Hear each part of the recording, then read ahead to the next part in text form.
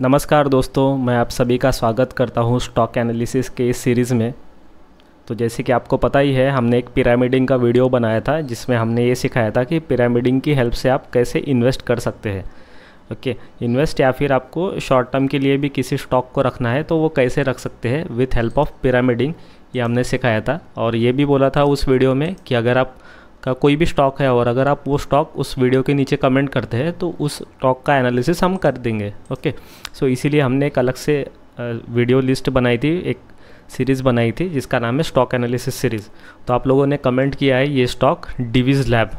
सो Divi's lab, जैसे कि आपको पता होगा, अगर आप हमें इंस्टाग्राम पे फॉलो कर रहे हैं तो आपको ऑलरेडी पता होगा कि डिवीज़ लैब हमने इंस्टाग्राम पे दिया था स्टॉक आपके स्टडी पर्पज़ के लिए।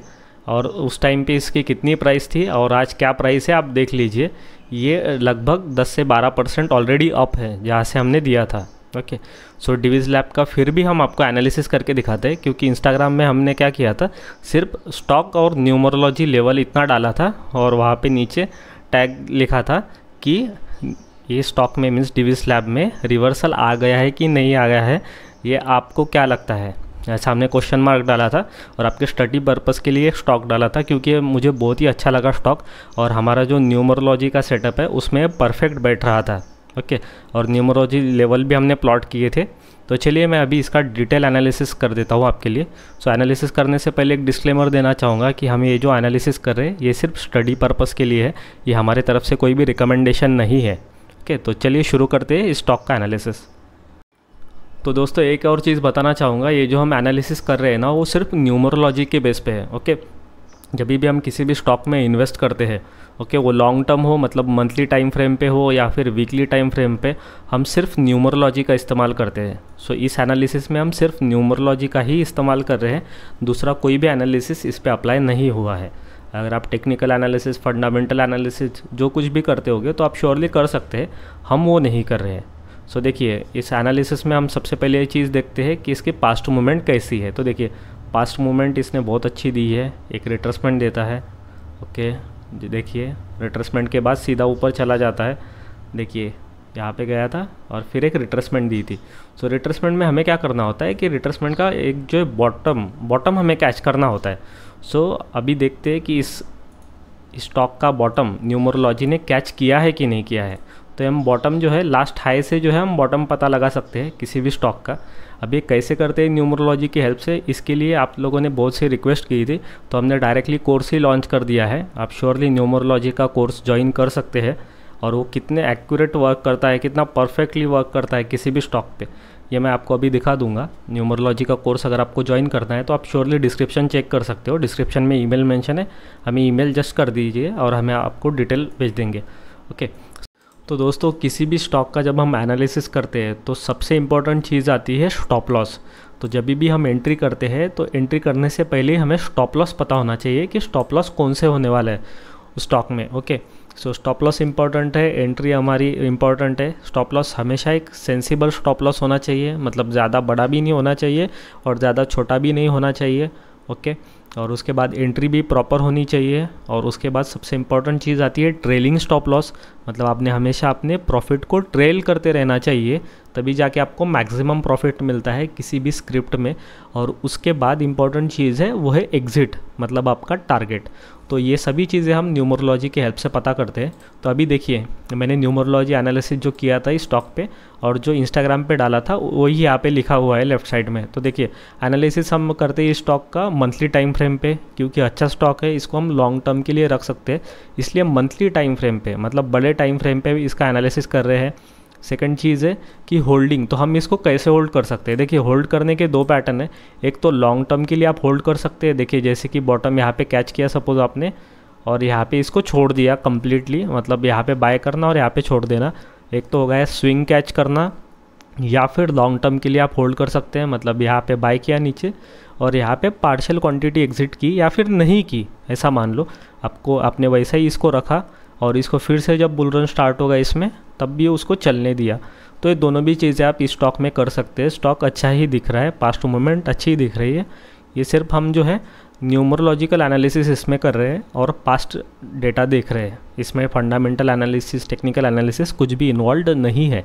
ओके, तो हमने इसको बाय किया था 2779 इस प्राइस पे, और जब ये आया था 3315 रुपीज़ पे, तब हमने इंस्टाग्राम पे भी डाला था स्टॉक आपके स्टडी पर्पज़ के लिए। सो जहाँ पे हमने डाला था वहाँ से ऑलरेडी 10-12% ऊपर ये चला गया है। ओके, सो न्यूमरोलॉजी अब क्या कहती है स्टॉक के बारे में हम ये देखते हैं। ओके, सो न्यूमरोलॉजी क्या करती है, एक तो आपको बॉटम कैच करवा देती है बाइंग के लिए। सेकेंडली जब टॉप आता है ना, टॉप से देखिए टॉप आता है, और टॉप से जब यू टर्न लेता है कोई भी स्टॉक, मतलब ऊपर से जब उसका टॉप बन गया और यू टर्न देता है, तब न्यूमरोलॉजी आपको इंडिकेशन देती है कि स्टॉक में जो है एक फॉल आने वाला है। तो इन शॉर्ट न्यूमरोलॉजी आपको कंप्लीट डेटा दे रही है, राइट।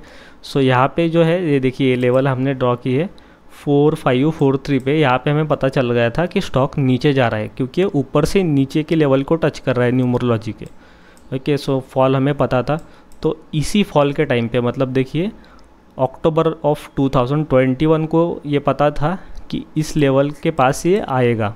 ओके, मतलब 2779, इसीलिए हमारी ये बाइंग प्राइस थी। ओके, सो हमने क्या किया, लेवल आई न्यूमरोलॉजी की हेल्प से, और पास्ट डेटा जो है उसके हिसाब से हमने यहाँ पे इसको कैच किया। तो अभी अगर आप इतने एडवांस नहीं हो न्यूमरोलॉजी में, तो अगर ऐसा हो सकता है कि आप यहाँ पे कैच नहीं कर पाए, तो कोई भी दिक्कत नहीं है, कोई भी फ़र्क नहीं पड़ता है। लेकिन यहाँ पे जब ये टच हुआ, मतलब नेक्स्ट लेवल न्यूमरोलॉजी की, सो देखिए नेक्स्ट लेवल कहाँ पे है, मैं आपको जूम करके बता देता हूँ। अभी ये नेक्स्ट लेवल के आसपास में ही है। सो नेक्स्ट लेवल थी हमारी 3661। ओके, 3661 की जो लेवल थी, ये यहाँ पे इसने प्रॉपर एक रिवर्सल का इंडिकेशन दिया, क्योंकि अभी तक ये क्या कर रहा था, ऊपर से नीचे की लेवल को टच कर रहा था, मतलब नीचे जा रहा था।